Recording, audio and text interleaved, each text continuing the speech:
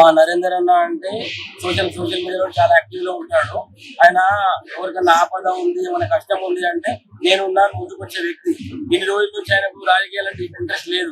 ఇప్పుడు ఎందుకు ఇంట్రెస్ట్ ఉంది అంటే మన రేవంత్ రెడ్డి గురించి తెలిసిందే, అది లుచ్చ రాజకీయం, వరస్ట్ రాజకీయం. ఆయన ఎన్ని హామీలు ఇచ్చినా నెరవేర్చిండా, మన కేసీఆర్ ఎన్ని నెరవేర్చిండు. ఇవన్నీ చూసి ఆయన భరించలేక నేను వచ్చి నా ప్రజలకు ఏదో కొంత సాయం చేయాలి, సేవ చేయాలి అని చెప్పి రాజకీయంలోకి వచ్చి రావడం జరిగింది. రావాలి అన్నా, ప్రజలకు సేవ చేయాలన్నా ఫస్ట్ జాయిన్ కావాలి పార్టీలో. అన్న సోషల్ మీడియాలో యాక్టివ్ లో ఉంటాడు కానీ లైవ్ లో ఉండడు కదా.